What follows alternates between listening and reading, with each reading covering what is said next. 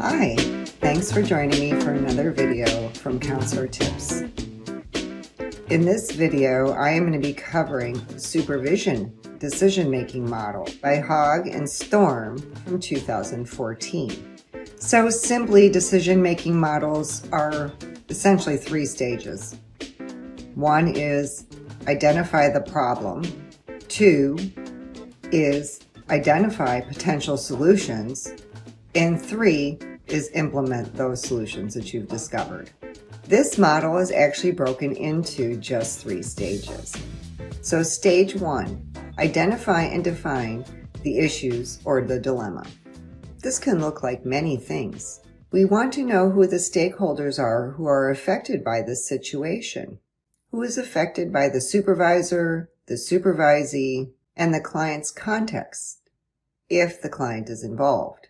And beyond who's affected by the dilemma, we want to know who would be affected by the actions. Would it be the supervisor, supervisee, and or client? We want to make sure that we investigate our personal beliefs and inclinations. We want to investigate the personal, social, cultural, and professional contexts with regards to the supervisee and us behaving in an ethically appropriate way. We want to investigate what past experiences that myself as a supervisor and supervisee have to draw from as we investigate identifying the problem. We want to identify any potential blind spots that we would have as a supervisor or supervisee in identifying the dilemma and how it would impact our responses to the dilemma. We want to investigate what resources would be available to us as we're identifying the dilemma. There might be continuing education, there might be a supervisor mentoring, there might be legal advice, there might be consultation. There's all kinds of options, but we want to make sure that we're considering them. Step two is consideration when making a decision. Here we want to look at the ethical and legal guidelines with regards to what is guiding us as a supervisor and supervisee, as well as a provider. We want to consult the ACA Code of Ethics, as well as our federal and state laws. We want to consider, while finding a solution, how we can promote autonomy with regards to myself as a supervisor or my supervisee in making an ethical decision. We want to make sure that our actions as a supervisor are promoting the professional development of our supervisees, as well as making sure the supervisees' actions do not harm the client and promote the client's well-being. We want to make sure that the actions we take as a supervisor are congruent with the supervisory contract that we have signed with the supervisee. We want to make sure that our actions as a supervisor are considered fair and just. If there is a potential conflict, we want to make sure that our actions as a supervisor can support the supervisee, but ultimately serve the greater good. We want to make sure that these actions are not just universally applicable, but also are specific enough to cover a particular therapy or supervision context. We want to investigate as a supervisor, are there going to be any unintentional consequences to the clients, to stakeholders of the clients, to the supervisee, to the systemic community, to myself. We also want to make sure that we retain personal integrity. This one is very important to me.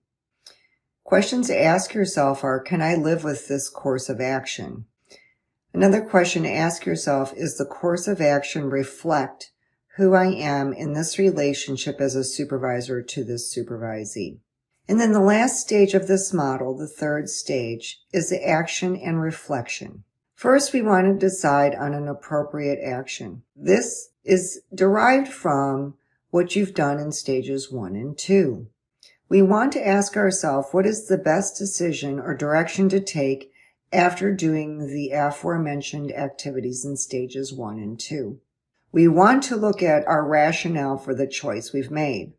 We want to also prepare ourselves as well as our supervisee for any backlash that may occur from a decision we have made. We want to implement the decision.